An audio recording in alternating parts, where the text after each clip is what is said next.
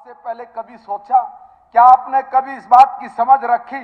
और उल्टा यहां पर खड़ा होकर कह देते हैं। एक सदस्य ने खड़ा होते ही कहा अंत्योदय, कि ये अंत्योदय करेंगे। कौन सा अंत्योदय कर दिया? अरे अंत्योदय तो हमने ही किया। हमने वो अंतिम से अंतिम आदमी, पहले अंत्योदय की परिभाषा भी सुन लेना। वो अंतिम से अंतिम आदमी जिसके पेट में दाना नहीं, जिसके तन पे कपड़ा नहीं और जिसके सर के ऊपर छत नहीं, ऐसा व्यक्ति भी इस प्रदेश में और देश में भूख से ना मरे, स्वाभिमानी तरीके से जिए, उसकी व्यवस्था खड़ा करना, यह हमारी सोच है। और इसी सोच के ऊपर हरियाणा प्रदेश के सम्मानित मुख्यमंत्री जी ने ऐसे ऐसे काम किए, ऐसे ऐसे काम किए कि इन कांग्रेस से आकर दूसरे लोगों के तो हजम ही नहीं हो रहे। भाइयों, मैं आपसे पूछना चाहूं कि भाई हमने कौन सा ऐसा काम नहीं किया जिसके ऊपर आप लोग उंगली उठा सको? अरे आप लोग हमारे अंत्योदय की बात कर रहे हो, आप लोग गरीब आदमी की बात कर रहे हो। मुझे एक बात बताइए, चौकीदारों को तो हम दिया क्या कर दे? अरे 3,500 रुपए और 3,500 रुपए देके कहते तो देखो हमने तो हरियाणा प्रदेश के चौकीदार की शान बढ़ा दी। भाइयों, ये शान नहीं बढ़ाई, आप लोगों ने उनकी बेइज्जती करके रखी थी। हरियाणा के मुख्यमंत्री ने आज तक कमाल कर दिया और उन्होंने कहा कि 3,500 रुपये कोई इनके मानदेय ठीक नहीं, इसको बढ़ाएंगे। और बढ़ा के आज बताओ 11,000 रुपये हर चौकीदार को दिया जा रहा है कि नहीं दिया जा रहा? यह अंत्योदय की राह है। और इसलिए मैं कहना चाहता हूं कि भाई हमारे जो सफाई कर्मचारी भाई, उन सफाई कर्मचारी भाइयों का कौन भला करेगा? अरे आप लोगों ने तो कभी उधर देखा भी नहीं, कभी उनको पूछा भी नहीं। अरे नीचे से नीचे का जो हमारा ऐसा गरीब आदमी, जिस गरीब आदमी को वास्तव में ऊपर उठना चाहिए था, उसकी तरफ कभी भी इस तरह की सरकारों ने काम नहीं किया। बल्कि उल्टा ऐसा काम किया कि कौन हमारे हैं, कौन तुम्हारे हैं, और जो हमारे हैं इसलिए वही सब करते चले जाओ, वही उठते चले जाओ। उनको उठाया और हमने अंत्योदय किया। और उसी अंत्योदय के तहत जहां पर तुम लोग 8,500 रुपए भी नहीं देते थे, आज उस सफाई कर्मचारी को 18,050 रुपए माननीय मनोहर की सरकार उसके घर में दे रही है। भाइयों, इतना नहीं कर रहे हम लोगों को बोला जा रहा है कि भाई ये बड़ी घमंडी सरकार है, बड़ी गजब की बात है। और घमंडी सरकार रोम रोम में अहंकार है। अरे इनको कहां से लगा? कौन सी घमंड? अरे हमने कहां पे घमंड किया? अरे हम तो जनता जनार्दन के हाथ जोड़कर उनको चरणों में प्रणाम करके कह रहे हैं कि हम जो कहेंगे वो पूरा करेंगे। आज हरियाणा प्रदेश से एक नारा बिल्कुल समाप्त हो गया। नारा क्या समाप्त हो गया? पहले हम लोग सुनते थे, छोटे छोटे थे, चौधरी बंसीलाल जी भी आए, चौधरी देवीलाल जी भी आए, चौधरी भजनलाल जी भी आए, चौधरी भूपेंद्र सिंह हुड्डा भी आए। सारे लोग एक नारा लगाते थे, नारा ये कि हमारी सरकार बनाओ, 24 घंटे बिजली हम हर गांव को देंगे। हमने कभी 24 घंटे बिजली देखी नहीं। आज हरियाणा प्रदेश का कोई नेता जनता के बीच में जाके खड़ा होकर बोलता है क्या कि मेरी सरकार बनाओ, मैं 24 घंटे बिजली दूंगा? नहीं बोल सकते, क्योंकि मनोहर लाल ने थारी बोलती पे इतना मोटा हरिसन का ताला मार दिया। भाइयों, इसलिए आप लोग कई मुद्दे ऐसे हैं जिनके ऊपर आप बोल ही नहीं सकते। मैं बीपीएल कार्ड बनाने की बात करूं तो कैसी कैसी योजनाएं बना रखी थी, किस तरीके से आप लोग बीपीएल का कार्ड बना करते, गरीब आदमी का कभी भला करने की सोची नहीं। अगर सोचते तो इस प्रकार की कंडीशन नहीं लगाते। अगर मेरे घर की छत कच्ची है तभी मेरे को बीपीएल बनेगा। अगर मेरे घर में लाइट नहीं है तो आप मेरे को बीपीएल बना के दोगे। अगर मेरे घर में टीवी नहीं है तो आप बीपीएल बना के दोगे। और अगर मेरी इनकम 1,20,000 से ऊपर नहीं है तो आप लोग मेरा बीपीएल का कार्ड बना के दोगे। अरे सबकी तुमने बीपीएल के कार्ड काट डाले। आज हमने तय किया कि कोई जाति नहीं, कोई पाति नहीं, इनकम के आधार पे हरियाणा प्रदेश के गरीब से गरीब आदमी का उत्थान करना है। इसलिए तय किया कि 1,80,000 रुपए से जिसकी भी कम इनकम है उसको तमाम सुविधाओं के साथ एक क्लिक में जोड़ देंगे।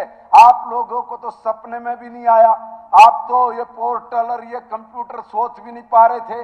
अगर भी ये कह दे कि कंप्यूटर कौन ले आया, बोला राजीव गांधी जी पहली बार लेके आए, मगर उस राजीव गांधी जी के द्वारा लाए गए तुम्हारे मुताबिक अगर उसके लाए गए सिद्धांत पे आप लोग नहीं चल पाए तो आपको सोचना चाहिए कि आप कहां पर खड़े होने वाले हो। मगर सोचो मत, जनता आपको वैसे ही खदेड़ रही है फिर।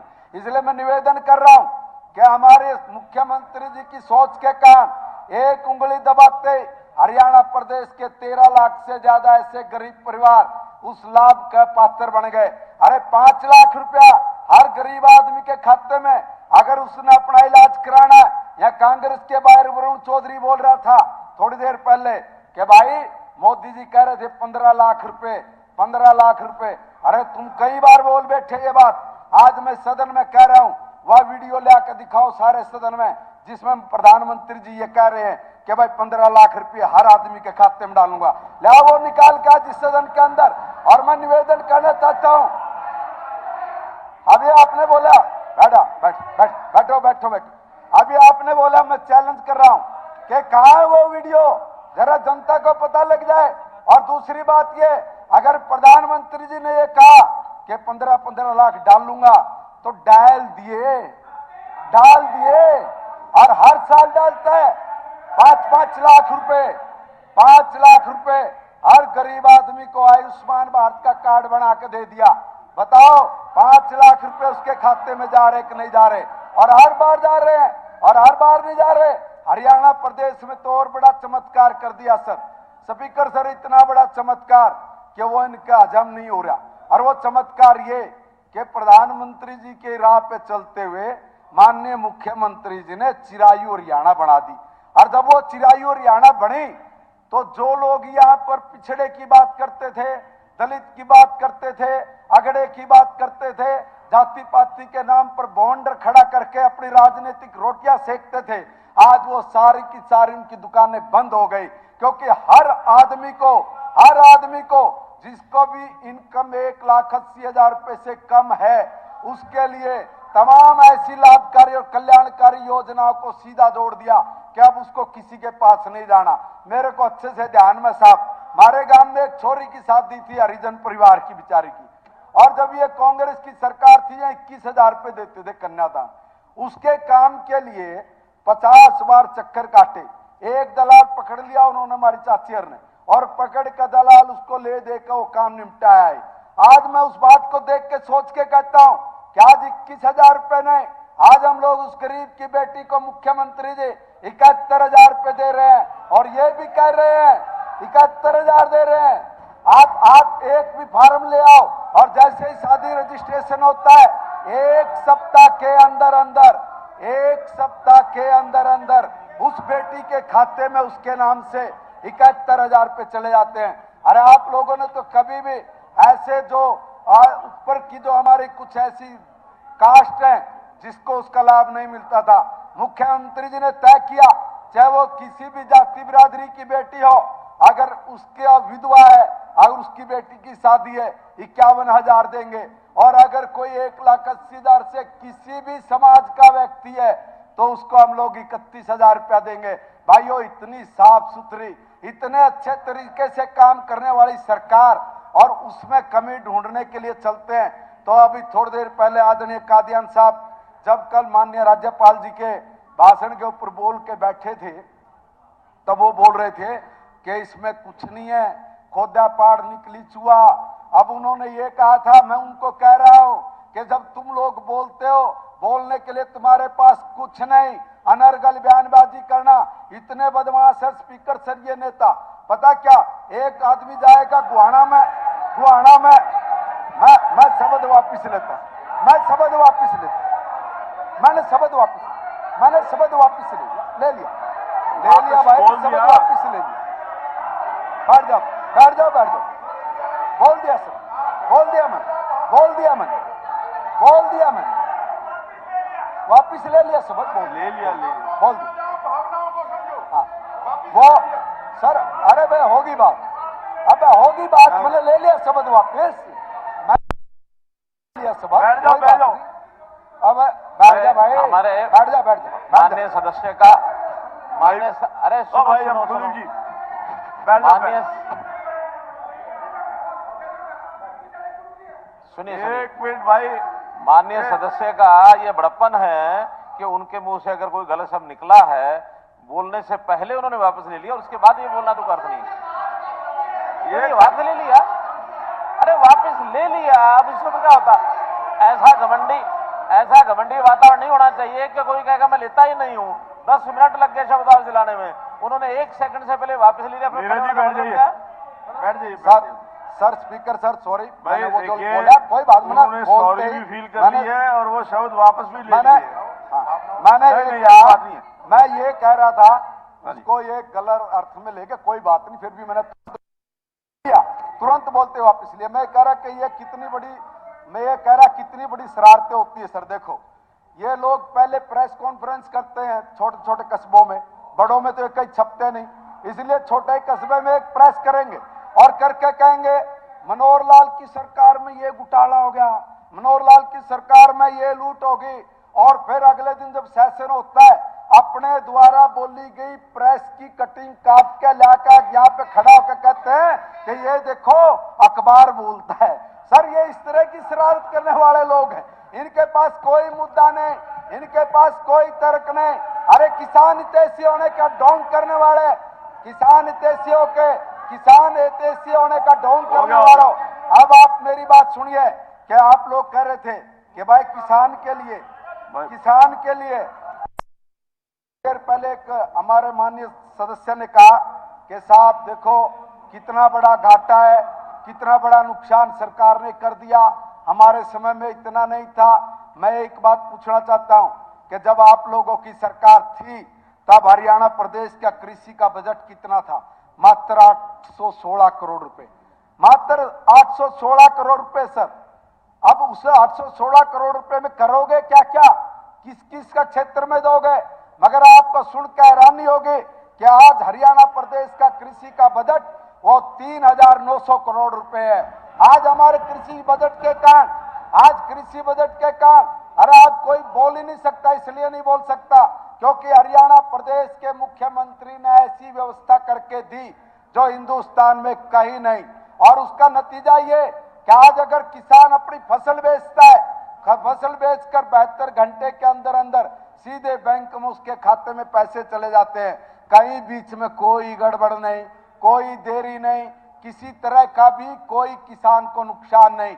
भाइयों थोड़ी देर पहले मैं निवेदन कर रहा था, एक एक चीज पर अगर मैं जाऊंगा तो इतना मेरे पास डाटा है कि अभी मैं ही घंटा भर तक बोलता रहूं, कोई वो नहीं। मगर मैं एक निवेदन कर रहा हूं कि जो लोग हरियाणा नंबर 1 की बात कर रहे थे, बाकियों को भी बोलना है कुछ थोड़ा सर मैं इतने इससे भी ज्यादा बोले सब सर, एक निवेदन करके मुझे नहीं पता सर, मैं कंक्लूजन, टाइम कम हो जाएगा पार्टी का, मैं सर अभी खत्म ही कर रहा हाँ, हूँ सर। मैं एक निवेदन कर रहा हूँ, मैं एक निवेदन ये कर रहा हूँ, बस कंक्लूड कर रहा हूँ सर। मैं एक निवेदन ये कर रहा हूँ कि मैं बहुत, जब हम लोग काम करते थे फील्ड में, हम सत्ता में नहीं थे तो हर रोज एक ही बात आती थी, हरियाणा नंबर 1, हरियाणा नंबर 1। और उसमें क्या हुआ कि कांग्रेस की सरकार ने देखो 1,000 रुपए की पेंशन बढ़ा दी और इतना कसूता काम करा करते सर, खिंडका बांधते थे गुलाबी और बांध कर खिंडकर एक टीवी वाले पैड की बात कर रहे थे, इतना पैसा खर्च करते हो, इतना पैसा खर्च करते हो सर। वो ऐड बना के लाते और एक बूढ़े का बांध का खिंडका, और खिंडका बांध कर 100 के उसको 10 नोट दे देते थे।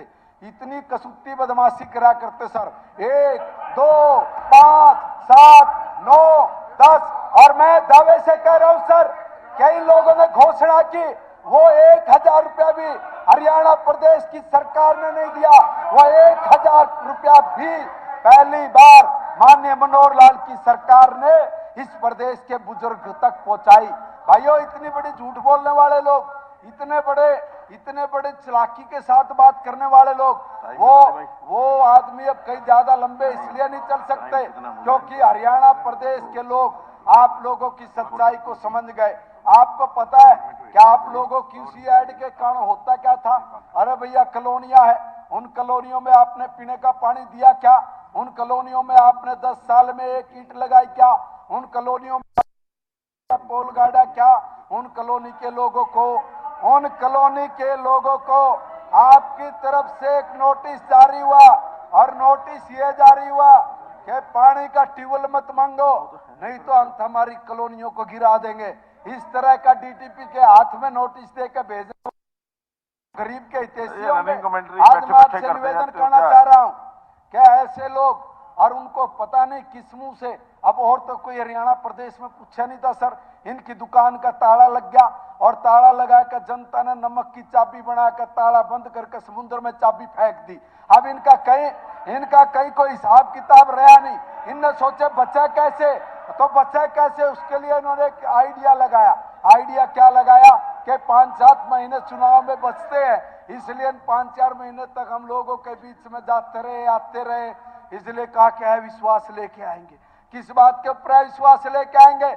एक भी नेता ने एक भी ढंग की ऐसी बात बोल ली हो कि जिससे हरियाणा प्रदेश का एक भी व्यक्ति सहमत हो, तुम आप बताइए। आप लोग कुछ भी बोल रहे हो, कहीं की ईंट कहीं का रोड़ा, और बात का बना कर एक जोड़ा और लाकर फेंक देते, जिसका ना कोई सिर ना कोई पैर। ऐसे आदमी आज ये कह रहे हैं कि भाई ये सरकार ने कुछ नहीं किया।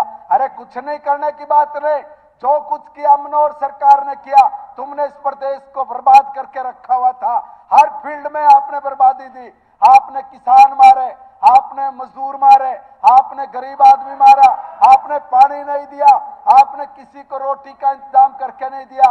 और जितनी बात रोजगार की आप लोग कर रहे हो, और रोजगार के मामले में माननीय मुख्यमंत्री जी बताएंगे कि कितना आंकड़ा है आपके यहाँ पे कि कितनी सर्विसेज कितनी जॉब्स हम लोगों ने दी है। इसलिए आपके पास बोलने के लिए कुछ है नहीं, समझने के लिए कुछ है नहीं, इसलिए वो उसकी तरफ न्यू कर रहा है, वो उसकी तरफ न्यू कर रहा है, तो न्यूए जाओगे, पक्की बात है। इसलिए मैं आप लोगों से निवेदन कर रहा हूं कि देखो भाई, ये बहुत गरिमापूर्णमय सदन है, और इस सदन में यस मैंने कोई ऐसी बात, हम लोग ऐसी भाषा बोलते नहीं, हम ऐसी भाषा बोलते नहीं जिसके कारण किसी को पेट में दर्द हो। अगर मैं बोलूंगा तब क्या होगा? अभी तो मैं बोला ही नहीं कुछ भी। इसलिए मेरा निवेदन कि भाई आप सब लोग जो ये झूठ माट का अपनी इज्जत बचाने का, अपने आप को जनता में आने जाने का रास्ता खोजने के लिए जो ये अविश्वास प्रस्ताव लाए हो, इससे बड़ा झूठ का पुलिंदा और तुम्हारी विफलता का और आज तक का सबसे नकारा अगर मैं कहूं कि विपक्ष है तो ये है। मैं इसका विरोध करता हूं। धन्यवाद। अभी मेरा सभी से निवेदन है कि जो समय तय किया गया है वो 1.5 घंटे तय किया गया, उससे फालतू नहीं होगा। अभी तक मैं आपको समय की स्थिति बता देता हूं। कांग्रेस के सिर्फ 14 मिनट बचे हैं। एक मिनट सुन लीजिए, कांग्रेस के 14 मिनट बचे हैं और बीजेपी के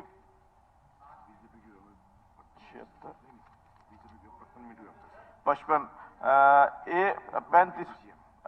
मिनट इंक्लूडिंग डिप्टी सीएम साहब का जो आया था उस समेत 55 मिनट हो चुके हैं, 35 मिनट बकाया है। अभी अभय सिंह यादव जी 7 मिनट के लिए, मैं सॉरी अभय सिंह चौटाला जी सॉरी स्पीकर सर 1 मिनट। हाँ जी, ऐसा है जी, डांडा साहब बोल रहे थे, है जी।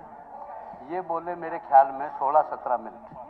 हाँ, सबका टोटल करके है जी। नहीं, एक मिनट नो बोल ले, जो आपने वो बीच में बोल ले, और डिस्टर्बेंस आप भी जो रही है वो भी निकाल दिया है। वो 17 मिनट हंसते रहे, आप हंसते रहे, हम भी हंसते रहे। ये तो इस तरह कर रहे थे जानो धनपत सांगी मेरा बेटा साग के, इसने बेरा ही नहीं, हाउस के है सदन के है जी। यो तो रात में भी मुर्गियां तो फटकता अंडा है, इसका के बेरा जी। इसके कान में मुर्गी बोल लगी तो जब आ जाएगा।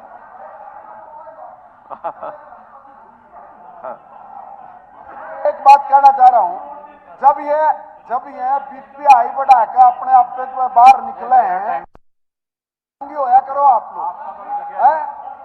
और सांगिया की श्रेणी में भी कौन ही था हम तो सांगिया वाली श्रेणी में भी कौन ही हो। चलिए बैठ जाइए महोदय, अध्यक्ष महोदय, हाँ जी, मुझे एक बात का एक बहुत बड़ा कष्ट हो रहा है। इन्होंने हमारे सदस्य महिपाल जी को जो बोलने पर जो संज्ञा दी है, उसमें एक बहुत बड़ा एक ऐसा मेरे लिए कष्ट का विषय छुपा हुआ है। वो इसलिए छुपा हुआ है कि धनपत सिंह डांगी, धनपत सिंह सांगी, मैं उनका सम्मान करता हूं और सबने, आप करते होते तो ऐसे नहीं बोलते। आपने इस प्रकार का उपहास उड़ाया कि वो बोल रहे थे तो ऐसे हंस रहे थे, ऐसा वैसे अब कर रहे थे, जैसे धनपत सिंह डांगी के उस पर हंसते थे। धनपत सिंह सांगी जिस गांव के वो जन्म है जिनका, उसी गांव का मेरा जन्म है। निंदाना गांव के वो धनपत सिंह सांगी, मेरा जन्म निंदाना गांव का है। मेरा जन्म निंदाना गांव का है और इसलिए मैं आपको यकीन दिलाता हूं, मैं छोटा सा था जब धनपत सिंह सांगी वो समय समय पर आते थे, इतने ज्ञानी थे। ठीक है, उनका एक काम था जनता में एक सांग के माध्यम से जन जागरण का, और मैं उनका सम्मान करता रहा हूं हमेशा।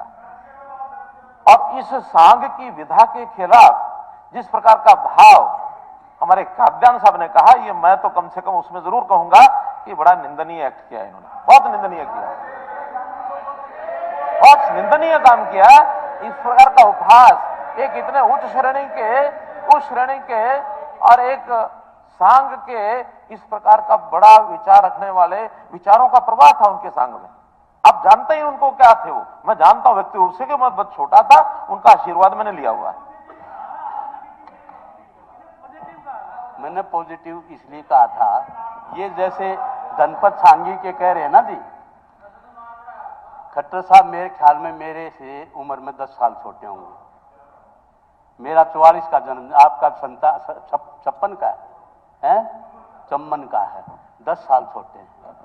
धनपत सांगी के अंदर उस टाइम ये कल्चर था, और सांगियों जब सांग होता था तो बूढ़े बुजुर्ग जवान मतलब 50-50 हजार आदमी इकट्ठे होते थे। सांग के प्रति जो है ना हमारी श्रद्धा है, और वो जो आर्ट है वो बहुत बड़ा आर्ट है। और ये मैंने इसलिए कहा है क्योंकि जो डांडा है अपना महिपाल डांडा, वो काद्याना का भांजा है, 50% खून काद्याना का चल रहा है। मैंने सिंपैथी, मेरे पॉजिटिव में ये कहा था कि ये धनपत सांगी की तरह से बात कर रहा है, ये क्या मतलब, आपने कमाल कर दिया जी।